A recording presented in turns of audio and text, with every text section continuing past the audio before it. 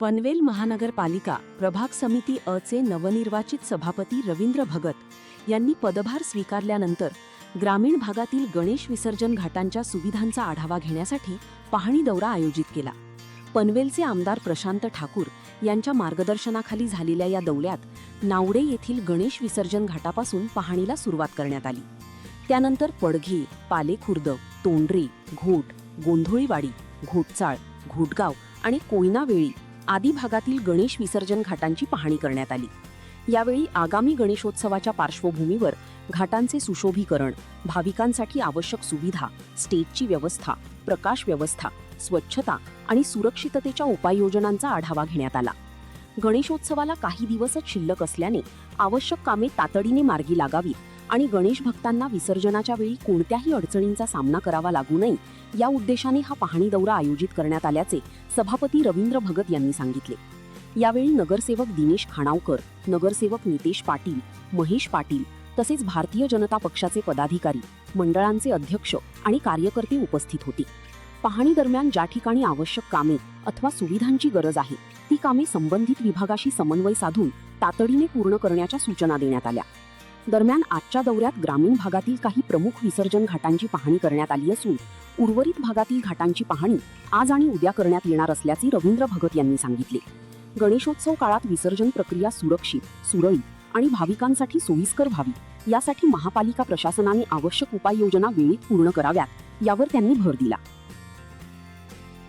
खरं तर मागीलच आदरणीय आमदार प्रशांतजी ठाकूर साहेब यांच्या माध्यमातून या पनवेल महानगरचे विद्यमान महापौर नितीनजी पाटील साहेब तसेच आमचे माजी सभागृह नेते परिजित ठाकूर साहेब यांच्या माध्यमातून या ग्रामीण भागात म्हणजे प्रभाग क्रमांक 1, 2, 3 या ठिकाणचा आढावा घेण्यात आला होता। आजच आम्हाला कालच्या मीटिंगमध्ये आदरणीय आमदार साहेब आणि परिजित ठाकूर साहेब यांच्या माध्यमातून प्रभाग समितीचा सभापती झाल्यानंतर आपण या प्रभागाचा दौरा करा, आम्ही जी सूचना दिल्या त्या तंतोतंत काम चालू आहे की त्याची पाहणी करा आणि नव्याने जर कुठली समस्या असेल तेच आपण आपल्यापर्यंत पोहोचवा।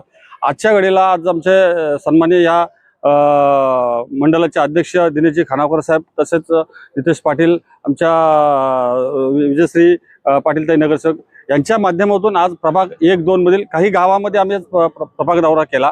त्या दौऱ्यामध्ये असं निदर्शनास आलं की काही ठिकाणी महानगरपालिकेमधून कृत्रिम तलाव घेण्यात आलेले आहेत, बाकीच्या गणेश विसर्जन घाटात चांगल्या पद्धतीच्या सुविधा, पण त्याच्यात आणखीन अधोगतीमध्ये व्यवस्था करण्याचे दृष्टिकोनातून आम्ही काही अधिकाऱ्यांना घेऊन त्या ठिकाणी सूचना दिल्या आहेत। त्याचबरोबर त्या ठिकाणी जाणारे रस्ते असतील, त्या रस्त्यामध्ये असलेले विद्युत व्यवस्था म्हणजे आगमन होणाऱ्या गणपतीचं तशाच पद्धतीने विसर्जनाला जात असताना रस्ता, या ठिकाणी विद्युतची व्यवस्था चांगल्या पद्धतीने असावी।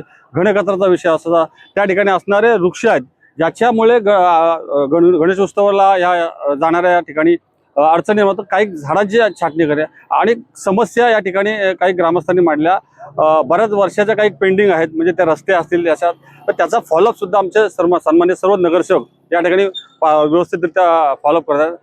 आणि आज खऱ्या अर्थानं माझा 2 दिवसाचा आढावा आहे।